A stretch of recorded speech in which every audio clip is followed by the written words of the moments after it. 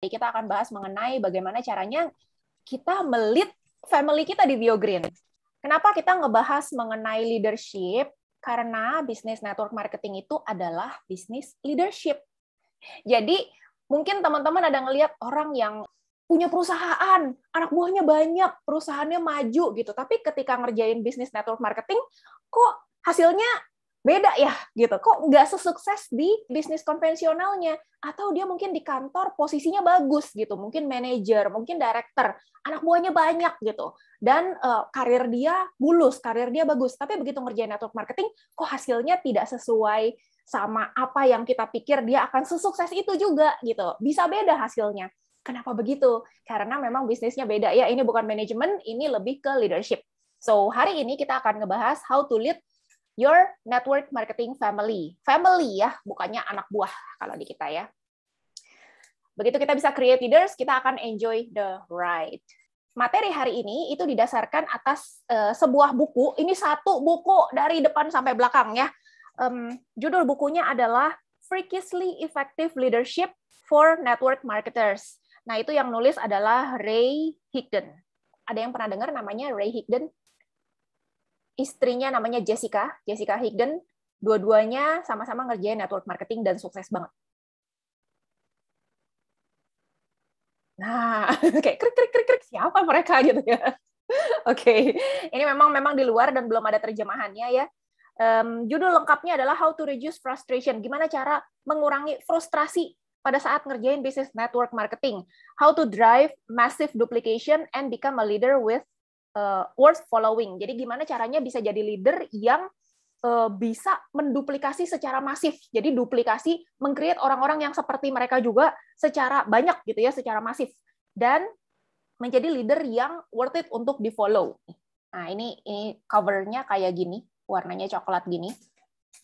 Nah, ini kita bahas dari depan sampai belakang. Ada banyak banget poin-poin yang menarik yang kalau teman-teman pengen hari ini ada benefitnya, ada baiknya teman-teman siapin kertas sama siapin bolpen untuk dicatat poin-poinnya, mana yang menarik, mana yang teman-teman pengen improve, pengen coba terapin, atau pengen share nanti ke member-membernya yang hari ini belum ikutan ya.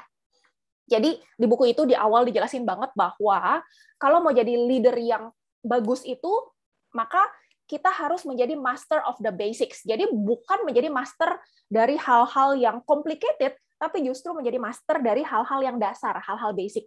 By the way, teman-teman, hal-hal dasar di network marketing itu apaan sih? Apa yang mesti diajarin ke tim? Training. Oke, training. Apalagi? Nice. Ketika orang baru join, apa sih yang diajarin? How to start, Bu. Ikutin Oh sistem. ya. Oke, how to start, diajarin sistem gitu ya. Apalagi? Ngerti produknya. Produk, oke. Apalagi? Prospecting, presentation, how to start, follow up. Waduh, banyak ya. Banyak ya. Nah, justru ketika mengundang. Oke. Terima kasih. Yes, betul. Nah, di buku ini justru lucunya dia kasih tahu kalau kita dari awal langsung kasih kurikulum berisi like 10, 20, 30, 40 materi training kayak kurikulum lengkap gitu, itu downline-nya bisa-bisa semaput. Ini ya, kamu join, kamu kerjain materi, kamu pertama akan dapat how to start, kedua kamu akan dapat materi mengundang, ketiga kamu akan dapat materi mengenai cara presentasi, habis itu kamu harus menguasai produk, kamu harus menguasai sistem, kamu harus mengerti caranya prospecting, harus mengerti, waduh, dia langsung, oh no, banyak banget kerjaannya, semaput dia, langsung. Jadi justru yang kita ajarin sesimpel-simpelnya kalau di buku ini ya, Master of the Basics. Basic itu apaan aja sih? Nah, inilah yang harus kita kuasai.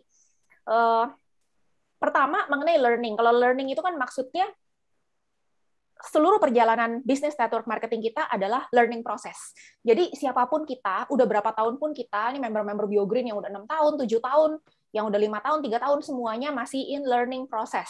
Mau 20 tahun, 22 tahun pun, 25 tahun pun masih learning. Jadi ya kita keep improving ourselves So ini simple ya, basically kita ikut training, basically kita tetap mau belajar dan mengembangkan diri, juga mau baca buku. Nah, kayak gitu-gitulah intinya semuanya masih learning process. So don't worry. Bahkan leader-leader pun yang udah dedengkot pun mereka masih belajar. Even Pak Larry pun yang punya perusahaan masih belajar, masih baca buku gitu. Jadi aku nggak akan bahas terlalu panjang di sini. Yang kita akan bahas hari ini lebih ke yang digarisbawahi ya. Mengenai sharing stories, gimana sih caranya sharing stories? Karena ini penting banget di dunia network marketing. It's not about sales, not about orang jadi sales manager di kantornya terus pasti closing banyak di sini. No, ini di bisnis ini kita lebih bagaimana sharing story. Nah, terus story seperti apa yang di share ya? Apa karena saya adalah orang yang dulunya hebat sekali, yaks gitu ya, orang langsung Jadi story-nya tuh seperti apa? Nanti kita akan bahas secara detail. Terus bagaimana cara menggunakan sistem, itu kita nggak terlalu detail ngebahasnya, kita lebih bagaimana caranya develop culture di tim kita, develop culture, dan menumbuhkan komunitas kita, growing the community. Nah, ini sesuatu hal yang buat aku juga, aku masih belajar, terutama dari buku ya, karena secara natural, aku lack di sini, aku kekurangannya justru di situ, karena sebagai manusia, manusia itu kan macam-macam personality-nya ya. Teman-teman pasti tahu lah yang orang-orang lama, si Lucy itu kolerik gitu. Kolerik itu kelemahannya di sini nih. Develop team culture sama growing community ya. Kenapa? Karena di otaknya itu lebih ke bottom line, lebih ke result. Padahal di business network marketing yang penting bukan itu. Yang penting bukan sales-nya, yang penting bukan numbers-nya, tapi yang penting itu adalah bagaimana menumbuhkan komunitas. Nah, ini teman-teman yang sanguin, bersyukur teman-teman. Kalau teman-teman DNA-nya sanguin ya. Sanguin itu gampang relationship-nya ya, yang pragmatis juga gampang di relationship-nya. Memang udah pada dasarnya orangnya caring, orangnya relationship oriented, itu enak ngembanginnya di bisnis network marketing. Buat teman-teman yang melankolis, yang koleris, jangan putus asa sama kita harus naik tangga, kita harus benar-benar belajar untuk improve di sini ya. Oke, jadi 3 poin ini yang akan kita bahas secara lebih detail malam ini. Kita masuk ke sharing stories. Nah, pada saat kita sharing story, teman-teman, aku mau tanya teman-teman dulu deh, aku nggak kasih contekannya ya. Pada saat kita sharing story, apa sih story yang kita share kepada prospek kita atau kepada downline baru kita? Kepada prospek dulu deh.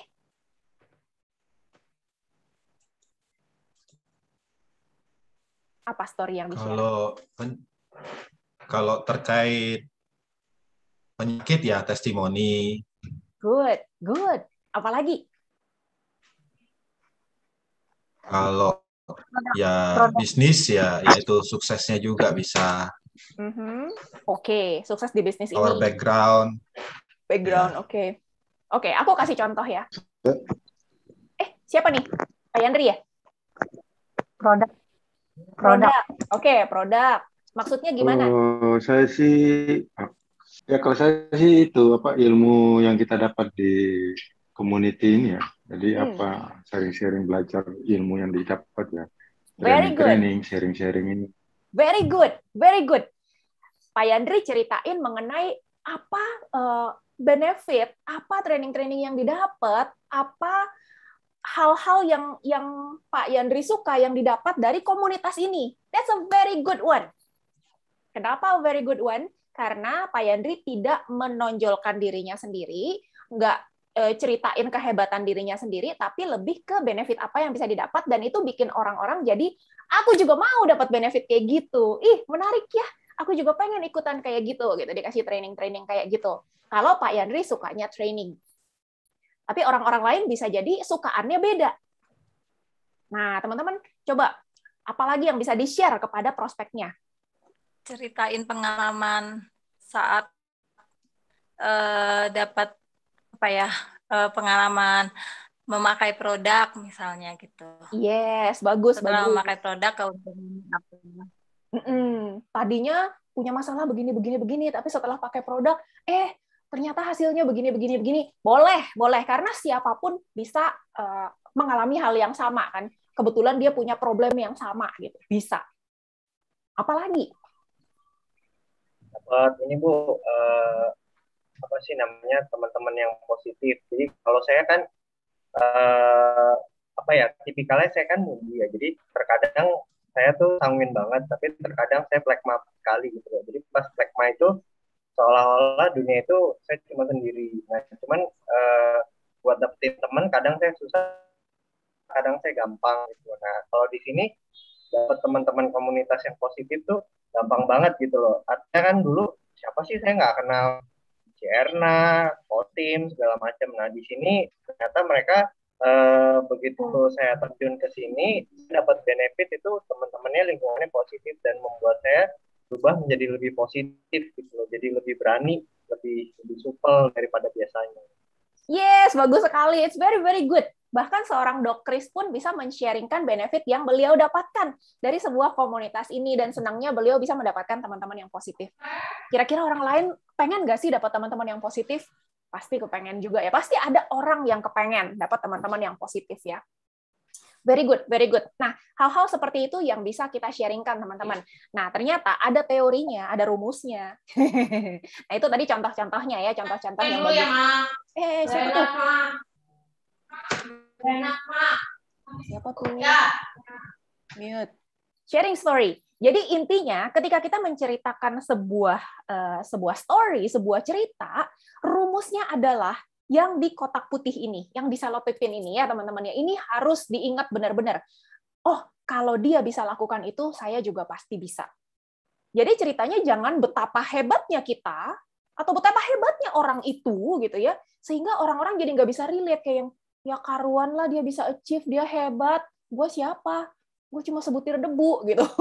Beda banget, gitu, nggak bisa di-relate. Tapi kalau cerita itu ended up memberikan kesan, oh kalau dia bisa, kita juga pasti bisa gitu. Nah ini adalah cerita yang bagus, yang bisa kita share.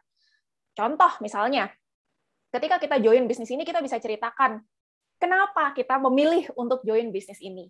Iya, udah kerja sih, udah ada kerjaan tetap gitu. Tapi gue memilih untuk join bisnis ini. Kenapa? Karena ada harapan seperti ini gitu ya.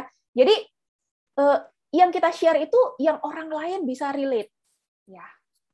Nah, yang perlu dihindari apa? Avoid. Yang perlu dihindari adalah menonjolkan kita punya pencapaian-pencapaian yang luar biasa. Apa yang bikin kita spesial atau incredible, yang bikin kita luar biasa. Jangan diceritain yang kayak gitu-gitu. Kenapa? Bukan berarti kita nggak boleh bangga atas pencapaian kita, no. Tapi ini orang lain jadi nggak bisa relate. Kita jadi menciptakan gap. Orang lain jadi, ya iyalah karuan lo hebat, lo dulu sales manager, lo pinter ngomong gitu, lo closing ya hebat, gue nggak pernah nyales gitu, gue nggak bisa jualan, nggak ada pengalaman jualan gitu kan, jadi orang ya gimana mau jalanin gitu ya, nggak bisa relate dia. So story kita harus basic, harus yang dasar-dasar, yang gampang-gampang, yang bisa bikin orang ngerasa relate ya, bisa oke, gue juga bisa kayak gitu. Dan harus mendemonstrasikan duplikasi yang mudah dilakukan, easy duplication.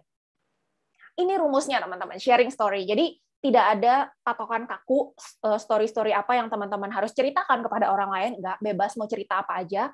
Intinya cuma satu, intinya bisa diduplikasi dan relatable ya, relatable. Orang lain bisa nyambung sama kita.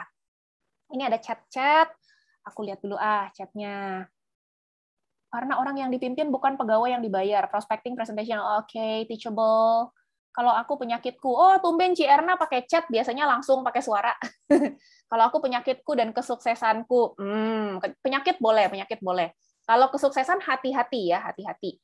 Kalau orang udah ngerasa kita terlalu hebat, nanti orang jadi takut. Pengalaman diri sendiri, oke, very good.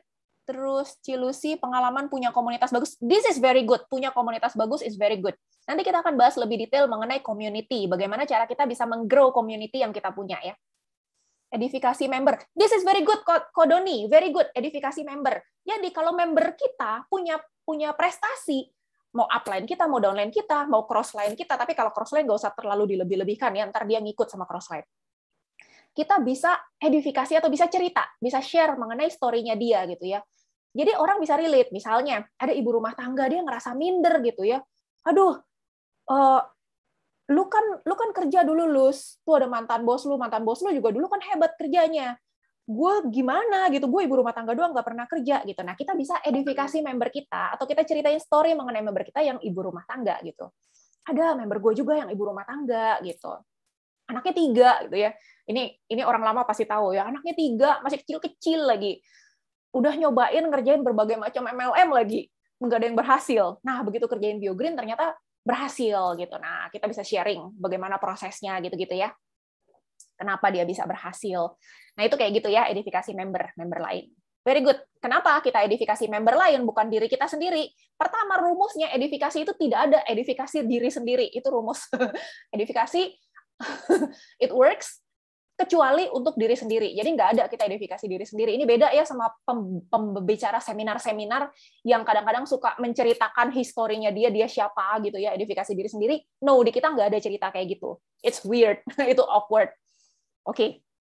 Tapi kalau kita menceritakan mengenai orang lain, bagaimana prosesnya si ibu rumah tangga itu, bagaimana prosesnya si anak muda ini gitu, si karyawan itu gitu ya, sehingga bisa berhentiin kerjaannya dan bisa fokus di bisnis BioGreen-nya, itu orang lain bisa duplikasi.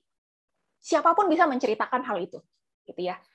Wah, ternyata ada orang yang tadinya nggak ada keinginan untuk menjadi leader gitu ya, biasa aja cuma pakai produknya doang.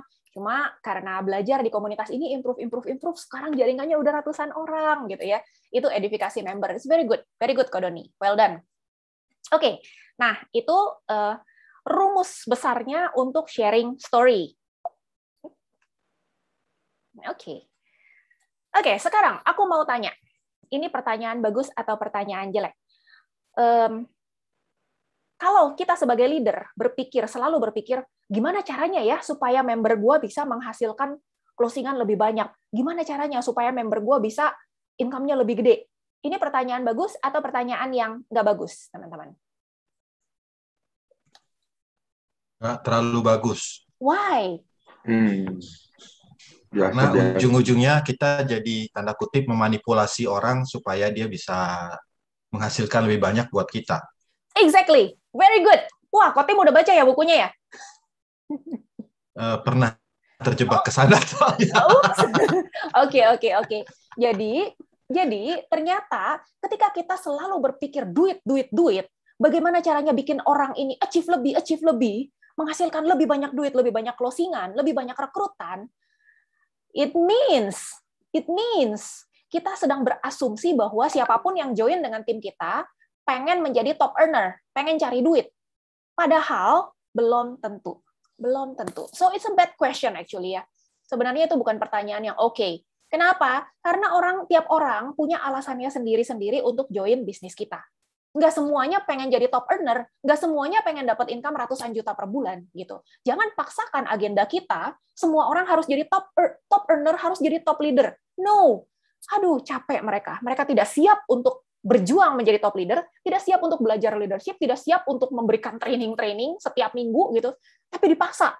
Yang ada mereka kabur, sayang. Daripada mereka kabur, kita harus belajar sebagai leader ya. Kita harus belajar, jangan kasih pertanyaan aneh-aneh kayak gitu. Jangan berasumsi ya. Nah, ini ada Thomson Role of Desire. Jadi di Business Network Marketing ini ada surveinya ya. Di Business Network Marketing perusahaan apapun itu rata-rata 80% member itu join dan hanya punya desire, hanya punya hasrat. Sorry, aku matiin dulu WhatsApp aku biar nggak tinung-tinung. Balik ke Thomson Role of Desire. Jadi ternyata 80% orang-orang yang join MLM hasratnya itu cuma pengen nggak dapat duit sama sekali sampai dapat $500 per bulan. $500 itu sekitar 8 jutaan lah ya. 8 jutaan per bulan. Udah senang gitu. 80% teman-teman. Jadi kalau 80% ini teman-teman paksa untuk dapat 1 M per bulan, enak mereka. Karena nggak dapat duit pun, yang penting dapat komunitas yang enak, dapat tempat ngumpul-ngumpul, dapat Zoom bareng, itu mereka udah happy gitu. Jangan dipaksa. Jadi nggak usah kita paksa orang untuk dapat income ratusan juta per bulan, miliaran per bulan. Kenapa? Karena memang 80% itu hasratnya nggak di situ. Dan mereka tidak siap untuk perjuangannya menjadi seorang top earner, top leader, gitu ya. Nah, 15%-nya, ada sekitar 15% yang punya desire, yang punya hasrat untuk dapetin duit, ya 30-50 juta lah sebulan. 30-50 juta, itu nggak terlalu banyak, cuma 15%. Dan hanya segelintir sisanya, sekitar 5% aja, yang punya hasrat untuk dapetin lebih dari 300 juta sebulan. Untuk dapetin financial freedom. So, kita harus tahu ini. Hasrat orang itu tidak sama. Hasrat orang bisa beda-beda. Alasan orang join BioGreen, alasan orang ngerjain bisnis ini beda-beda. Jangan paksakan agenda kita. Kita paksa orang lari, orangnya kagak mau lari, nanti kitanya capek, dianya juga bete, dipaksa-paksa. Teman-teman, kalau ada yang pengen ditanya, bisa langsung ya, langsung cut aja ya, kita fleksibel.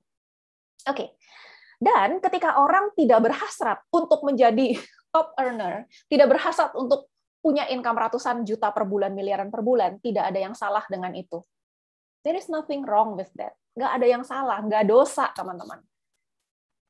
Banyak orang cuma kepengen jadi bagian dari grup, bagian dari komunitas, which is okay. Kita juga happy kok kalau komunitas kita tambah gede. Cuma pengen selfie-selfie, having fun sama kita. Dapat kalau kita ketemuan-ketemuan itu kan sering high five ya, tos gitu ya. Mereka senang energinya di situ. It's okay, nggak ada yang salah dengan itu. Senang datang ke pertemuan-pertemuan. Nah, ada beberapa member yang rajin banget datang ke pertemuan. Ini Ci Erna tahu banget ya. Rajin banget datang ke pertemuan, tapi nggak jualan gitu, nggak closing-closing. Tapi rajin banget, padahal tinggalnya jauh banget. Kadang-kadang kita mikir, gile ya. Dia sampai nginep-nginep loh, demi datang ke BOP. Orang-orang datang ke BOP itu perjuangan loh. Ada yang rumahnya jauh banget, perjalanan bisa 2 jam demi datang ke BOP. Jualan nggak? Menghasilkan duit nggak? Nggak. Tapi dia senang dengan komunitas ini. It's okay. Jangan dibilang, gimana sih lu udah setahun 2 tahun gitu-gitu aja nggak achieve apa-apa, nggak dapat reward, nggak dapat penghargaan apa, nggak dapat ranking apa gitu. Jangan digituin, teman-teman. Karena orang tuh pengennya beda-beda gitu ya. Jadi kita jangan paksakan agenda kita. Nah, ini juga ada ada leader yang terlalu berambisi untuk mengubah orang lain menjadi sesuatu yang sebenarnya orang itu bukan tipikal kayak gitu, tapi kita paksakan gitu ya. Dia bukan top earner, dia bukan orang yang pengen jadi top leader, tapi kita paksakan dia untuk menjadi top leader. No, it doesn't work. Nggak perlu kayak gitu. Yang ada, kita akan kehilangan orang, teman-teman. Kalau kita maksa ya, orang nggak mau jalanin, kita paksa-paksa. Ayo, datang ke pertemuan, ayo ikut training. Aduh, kayak gitu terus. Nggak ada topik lain yang diomongin sama dia. Cuma bisnis. Closing. Achieve gitu ya. Lama-lama kita di-block ya. Itu hanya akan bikin mereka cabut dari tim kita. Akan bikin mereka kabur. Kenapa? Jadi nggak nyaman. Orang dikejar-kejar, bayangin aja dikejar-kejar kan. Juga ini akan mengurangi income kita. Bayangin, dia udah bagus-bagus jadi user tetap, udah loyal, yang pakai produk kita terus-terusan. Kita kejar-kejar jalanin bisnis. Akhirnya dia kabur karena dia nggak mau di follow up terus. Kabur kan? Kalau kabur ya income kita turun loh. Jangan dong. Terus juga menciptakan stres dan capek yang sebenarnya nggak perlu. Kita ngejar-ngejar orang kagak mau lari, ngedorong-dorong orang kagak mau lari, kita paksain lari, itu bikin kita capek sendiri, stres sendiri. Nggak perlu padahal, gitu ya. Jadi ini buat yang baru punya member 5 orang, 10 orang, yang baru join apalagi, jadi tahu, nggak semua member itu perlu kita paksa untuk jalanin bisnisnya. Biar mereka happy aja, enjoy aja dengan apa yang mereka inginkan dengan join bisnis ini. Jangan dipaksa-paksa, gitu ya. Jadi member baru juga nggak khawatir ya dengan ikut training ini, oh tenang gue, ternyata di sini bukan kayak grup-grup MLM yang maksa-maksa ya, tenang aja, di sini kita beda ya, kita nggak akan paksain teman-teman ya, kalau emang mau pakai-pakai doang, enjoy. Kalau cuma pengen ikut training doang, nggak apa-apa, suatu saat mau jalanin, boleh gitu, bebas. Oke, remember. Tapi how to start-nya kita revisi dikit ya, Ci. Yang bagian mananya direvisinya? Bagaimana mereka harus segera mencari P1-nya segera di target 3 bulan. Gitu. Oke. Jadi sebenarnya sebelum sampai ke situ, Pak Yandri, di halaman paling depan itu kita ada pertanyaan. Kenapa mereka memutuskan untuk join BioGreen? Dan di situ ada pertanyaan juga, pengenkah mereka dapat income 20 jutaan per bulan di bulan-bulan awal? Pengenkah begini, pengenkah begitu? Kalau jawaban mereka yes, pengen, baru kita kasih tahu how to-nya, bagaimana caranya. Dari bikin daftar nama, cari SP1, ngundang, dan presentasi ya. Itu kalau mereka, itu penting. Di bagian depannya kita harus tanya dulu, mereka joinnya kenapa? Pasti kita tanya itu pas how to start. Nggak mungkin tiba-tiba kita suruh mereka bikin daftar nama. Tahu-tahu mereka pengen sehat doang, pengen sembuh dari COVID, ya nggak cocok. Sorry Yes. Luz. Atau mungkin nggak semuanya perlu langsung dicemplungin how to start ya? How to start itu perlu, karena kita perlu tahu mereka desire-nya apa. Tapi kita tidak perlu memaksakan seisi training how to start kepada orang-orang yang desire-nya bukan untuk bisnis. Ya. Gitu. Jadi ada proses tanya jawab di awal ya. Bahkan the whole training itu sebenarnya merupakan proses dua arah, komunikasi dua arah. Bukannya kita kayak ibu guru yang ngajarin gitu. Bisa di-adjust sesuai dengan keinginan dia. Oke. So kita ingat lagi aturan Thompson untuk desire tadi. Jadi cuma 80% itu cuma kepengen 0 sampai $500, 15% cuma kepengen 2.000 3.000, sisanya 5% aja yang kepengen 25.000 atau lebih gitu ya. Kita tidak bisa memaksakan seseorang untuk menjadi leader. Kita bersyukur aja untuk apapun yang orang itu bawa buat tim kita. Move on aja. Jadi kalau dia cuma pengen enjoy the ride, cuma pengen enjoy the community, silakan. Kita welcome. Gitu ya. Nah, cuma nanti ada pakemnya juga ya. Jadi kalau dia ternyata racun, virus, segala macam itu kita juga harus saklek untuk kick dari grup kita. Nanti kita akan sampai ke bagian antara memaksakan dengan membimbing beda ya. Beda. Beda. Kalau dia udah bilang maunya A, kita bilang B aja, itu maksa namanya.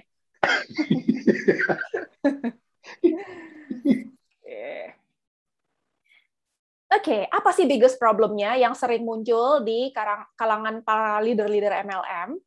Banyak leader MLM yang hanya memberikan perhatian kepada si 5%, si orang-orang yang pengen income-nya gede, gitu ya. Yang diperhatiin cuma Cierna lagi. Yang diperhatiin cuma Cita lagi, Cilusi lagi, gitu ya. Orang-orang yang pengen, yang ada di klub leader ini. Jangan gitu ya, yang lain nggak diperhatiin. Itu yang lain jadi nggak ngerasa di welcome. Meskipun 80%nya nggak nafsu banget dapat income gede, nggak nafsu jadi leader, dan mereka nggak butuh waktu kita terlalu banyak, tapi mereka tetap butuh some level of appreciation. Bukan waktu yang terlalu banyak yang kita alokasikan buat mereka, tapi kita adalah alokasikan perhatian kita, penghargaan kita ke mereka. Gitu. Ini teman-teman, ini yang penting dan seringkali dilupakan oleh para leader. Banyak leader yang dia nggak menghasilkan duit, nggak usah di follow up, buang-buang waktu gitu. yang kolerik-kolerik ya, hati-hati ya. Jadi sekalem apapun performance dari member kita, ya give some level of appreciation. Apa yang kontribusi yang dia berikan kepada tim kita. Ada orang-orang yang sebenarnya bukan high performer tapi orangnya contribute ya. Contribute kalau misalnya ada yang closing gitu di grup dia suka ikut congratulations, itu kita perlu apresiasi, jangan dicuekin. Gawat kalau dicuekin ya. Percuma melakukan kayak gini deh, kayak kita punya anak ini melakukan hal-hal yang baik gitu, tapi kita nggak puji. Yang ada ketika dia tidak luar biasa hasilnya, kita komplain gitu ya. Kenapa kamu di sekolah cuma ranking 10? Kenapa nggak ranking? Kenapa begini? Kenapa begitu gitu ya? Padahal di sisi yang lain dia anak yang baik gitu. Dia membantu orang lain, dia hatinya baik gitu, dia caring sama temennya gitu, caring sama binatang gitu. Itu hal-hal yang kita perlu perhatikan dan kita give some level of appreciation. Jadi kita harus mencari, benar-benar pakai kaca pembesar, cari mana hal yang kita bisa puji dari tim kita. Gitu. Menarik ya teman-teman ya. Ini butuh effort untuk para kolerik. Karena kolerik biasanya carinya bottom line doang. Result gitu ya. Padahal di prosesnya itu banyak hal yang perlu kita apresiasi. Kalau kita tidak lakukan ini, teman-teman bisa kehilangan 80% orang yang tidak desired untuk jadi top earner. Kenapa? Bayangin mereka udah melakukan yang terbaik menurut mereka, tapi kita nggak appreciate. Yang ada kita komplain aja. Kenapa lu nggak achieve? Kenapa lu nggak junior master? Kenapa lu nggak master? Udah 5 tahun kagak master gitu. Bahaya, teman-teman ya. Jadi 80% ini, remember, give some level of appreciation. Next, campfire concept. Nah, campfire itu api unggun, teman-teman. Ya, ini terinspirasi sama sering camping ya. Kalau di api unggun, teman-teman, biasanya kalau malam-malam ya kita api unggun itu ngobrol gitu ya. Tiba-tiba orang-orang yang pendiam pun bisa jadi punya cerita ya. Nah, pada saat orang ngelilingin api unggun, apa yang terjadi ketika seseorang merasa tidak diperhatikan, merasa tidak di-welcome, dicuekin aja gitu sendiri, duduk diam sendiri. Apa yang terjadi dengan dia kira-kira? Tidur. Iya, dia tinggalin api unggunnya, dia masuk ke tendanya dan dia tidur diam-diam. Kenapa? Nggak feel welcome gitu ya. Dan mungkin camping-camping berikutnya, nanti camping-camping berikutnya, iya nggak mau ikut lagi. Kenapa? Gue dicuekin di sono. Gitu. Jadi tim kita isinya kan macam-macam ya. Ada yang top performer, ada yang 80% yang rame-rame aja, yang senang-senang aja gitu, nggak apa-apa. Kita harus welcome semuanya. Menarik ya? Kita harus bikin mereka semua merasa disambut, di welcome.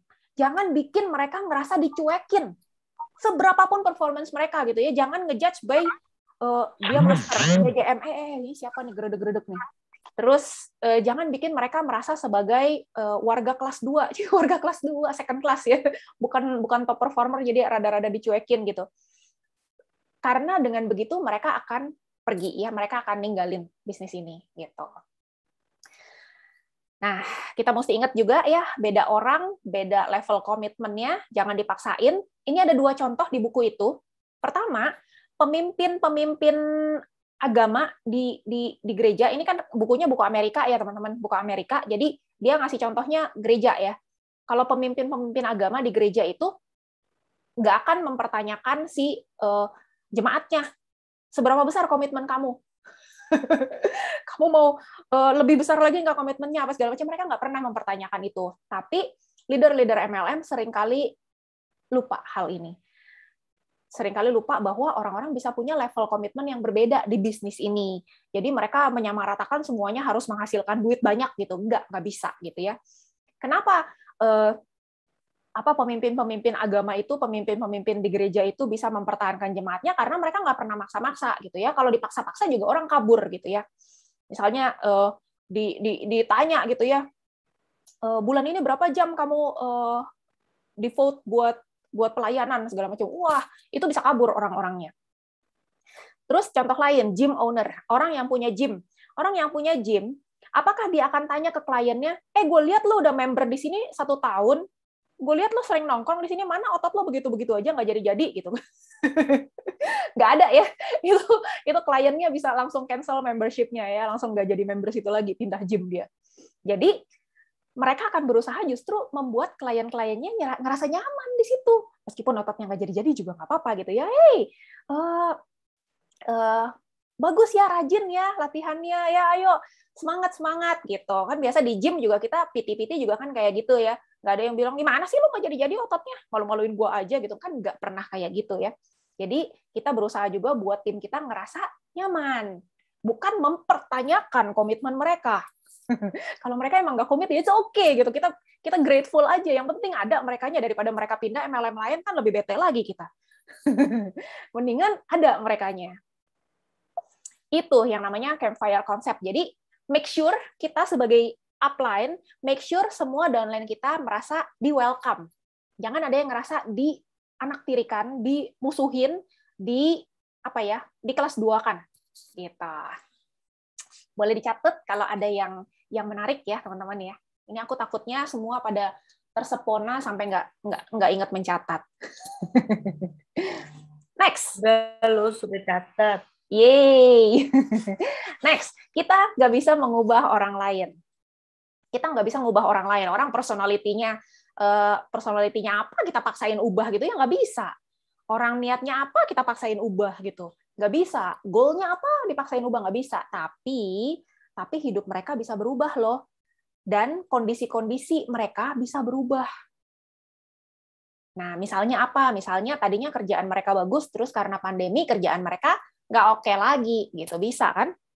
Atau relationship, tadinya lakinya kasih duit banyak, tapi karena pandemi lakinya di PHK atau gajinya dipotong, terus hubungan juga nggak oke karena lakinya di rumah terus, kelamaan ketemu terus 24 jam, akhirnya jadi sering ribut. Nah, kalau di Cungko ya, yang duluan ngadepin pandemi, ternyata tingkat perceraian naik selama pandemi beberapa bulan. Kenapa? Yang tadinya cuma ketemu berapa jam sehari, jadi 24 jam sehari. Bayangin lockdown, benar-benar lockdown di rumah. Ketemunya dia lagi. Yang tadinya bawelnya bisa ditahan-tahan, tapi karena 24 jam bareng terus, lama-lama udah nggak tahan lagi. Nah, itu relationship. Ketika bubaran mereka, ketika relationship dengan pasangannya tidak baik lagi, kondisi mereka berubah, mungkin mereka jadi harus ngejalanin bisnis ini. Atau kondisi kesehatan berubah.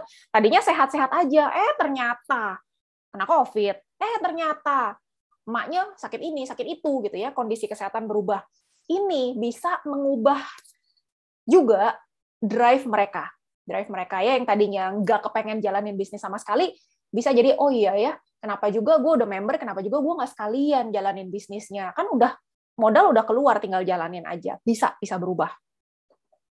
Tapi ini hanya akan bisa jalan kalau kita welcome mereka dari awal, seperti konsep api unggun yang tadi, halaman depan.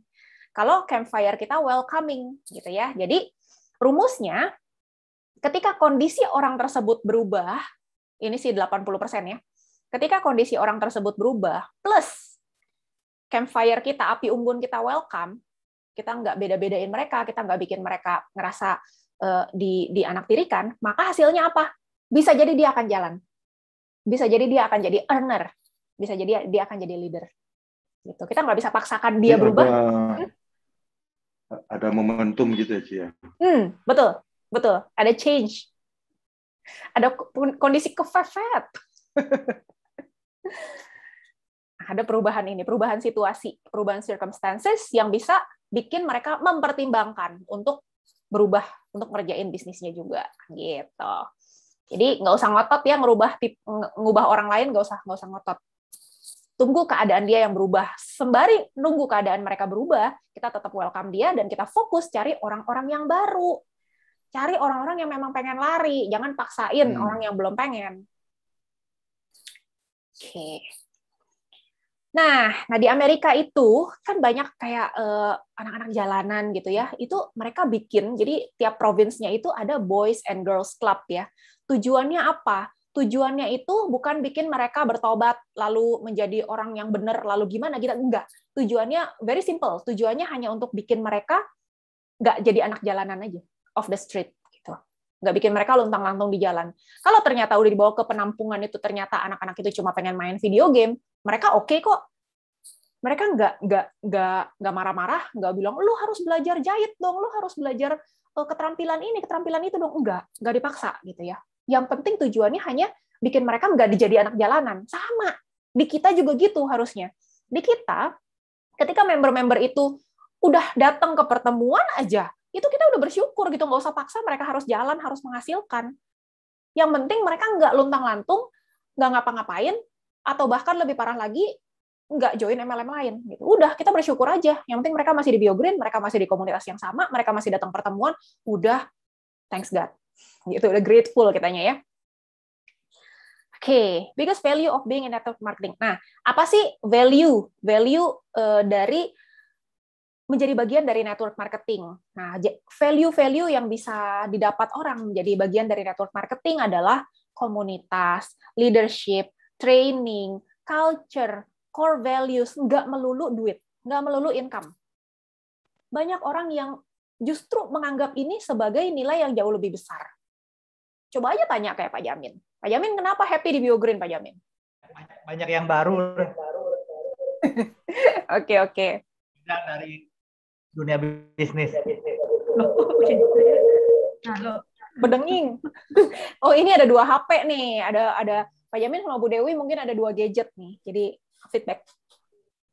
Oke, jadi nggak semua orang duitnya doang gitu. Kayak Pak Yamin itu tipikal orang yang senang berteman. Liatin aja IG-nya. Mau COVID kayak mau apa, dia tetap aja goes, dia tetap aja jalan bareng sama teman-temannya, sama tetangga-tetangganya gitu.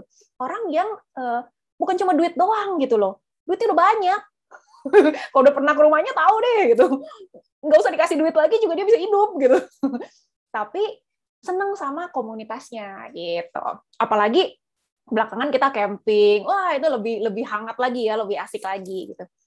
Benar apa benar Pak Yamin? Maksa. Terus, nah ini ada dua mindset yang bertolak belakang ya, community mindset sama transaction mindset. Supaya videonya nggak kepanjangan, kita lanjut di bagian yang kedua ya, nanti di different video. Ada lagi orang-orang yang kebanyakan yang tidak baca buku ya, lebih ke transaction mindset.